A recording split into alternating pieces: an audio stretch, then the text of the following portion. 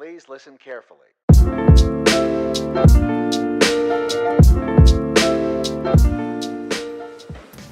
Hey guys, Dan here with Canadian Craft Beer Collective. We're at Parallel 49 today, chatting with the head brewer, Graham.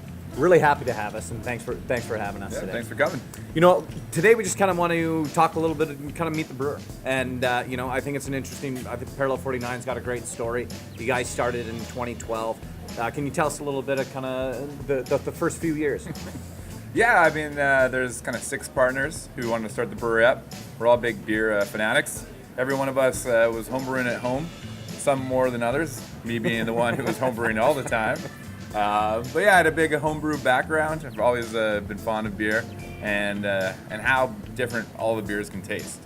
So doing a lot of experimenting at home when I was going to engineering at UBC, as an engineer does, drinking a bit. But I found that if I made my own beer at home, I could cut the cost down quite a bit.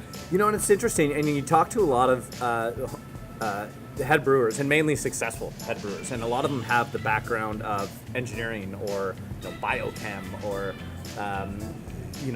basically essentially the sciences.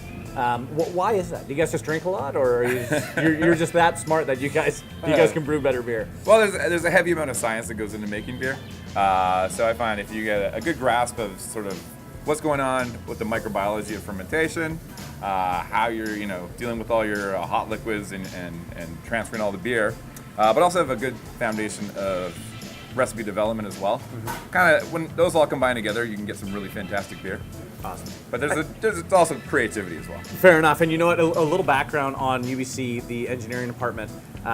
You guys are known for actually having the hardest partying department. Yeah. At UBC. I grew up very close to the university. Maybe talk a little bit about that and kind of maybe if that influenced you at all. Yeah, we had a good time. I was usually the guy who would supply a lot of the homebrew kegs for the parties. Some of the other guys would hang Volkswagen Bugs off bridges. I saw that. But I was in the chemical engineering kind of department, so we were more on the making beer and that kind of thing. Fair enough. And a little more about Parallel 49. Taking a look at where you guys are located in East Vancouver. I think right now there's about 140 breweries in British Columbia. I would say a majority of those, or a large portion of those, located right here in Vancouver. And you guys have seemed to, really start leading the pack and really start pulling away from the rest of the pack. And why do you think that is, that you guys have had so much success? I think we've kind of just gotten rid of all the rules. We can make whatever beer we feel like. And I think a lot of our consumers now have a bit of faith in us that if it sounds strange, it might be delicious. It should be delicious. I think we've proven it. But yeah, there's a lot of breweries in the neighborhood, and kind of the rule of thumb now is it's best to open a brewery near another brewery.